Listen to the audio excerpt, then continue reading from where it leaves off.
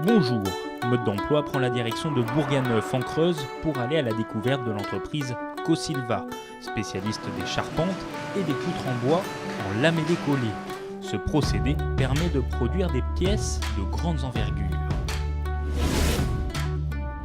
Cosilva a vu le jour en 1983. Cette entreprise familiale a fait sa révolution dans les années 2000. Julien Boutillon, je suis le président de l'entreprise Cosilva.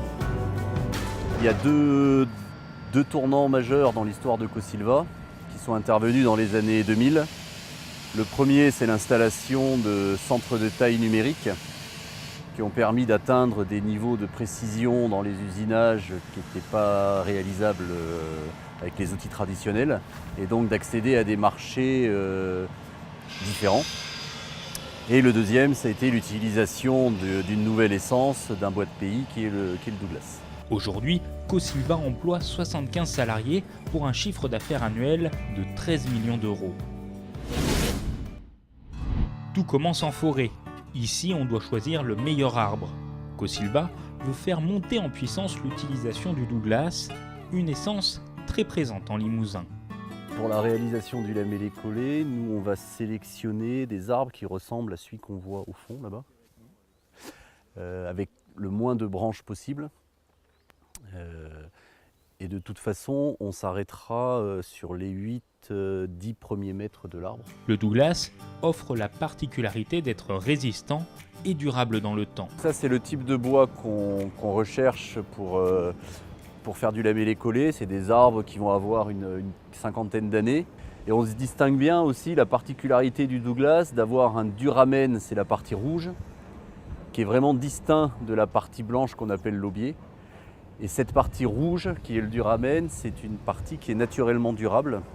Donc c'est un gros avantage pour ce bois par rapport à des bois d'importation, c'est qu'il peut être utilisé en extérieur.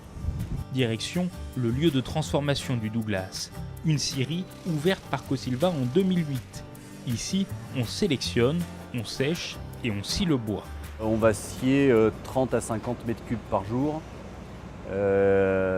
Ce qui correspond à un peu plus de 50% des besoins de l'usine.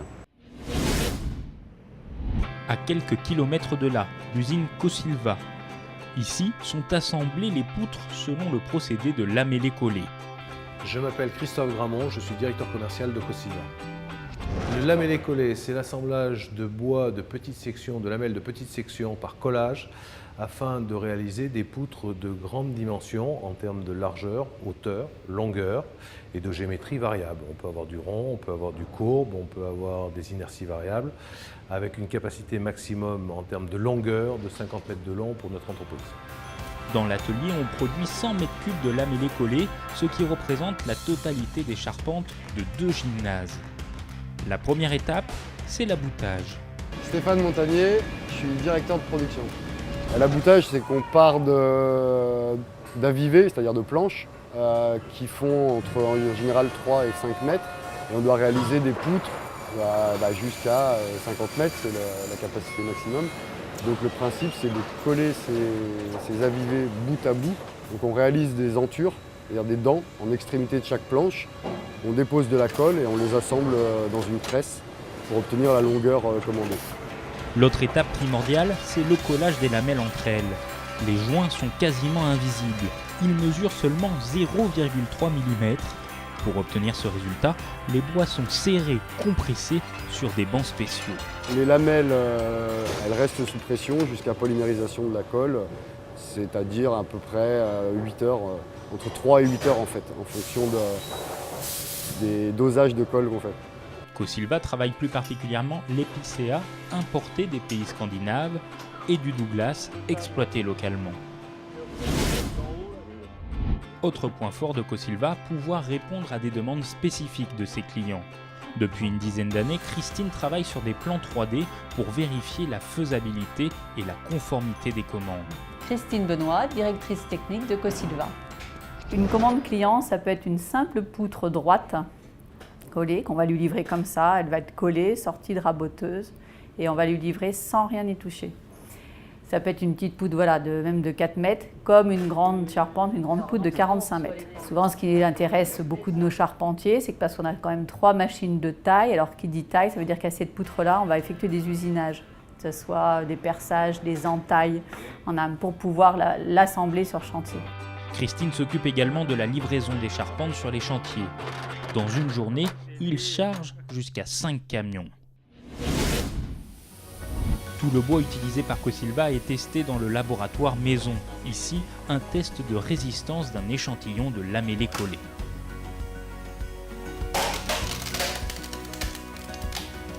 Voilà. Et on remonte. Je m'appelle Mathieu Tizy et je suis responsable de la qualité des stocks à Cosilva. Les essais de délamination, c'est des essais pour vérifier la résistance des joints de collage. C'est un essai de vieillissement accéléré pour vérifier que le joint de collage il garde son intégrité au fil du temps. Cosilva souhaite intensifier l'utilisation du Douglas, notamment pour réduire son impact carbone. Actuellement, ils vont chercher cette essence dans un rayon de 50 à 100 km.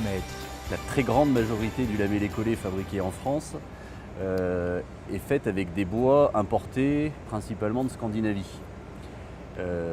Nous, à Cosilva, on utilise encore une partie de bois scandinave, de bois d'importation.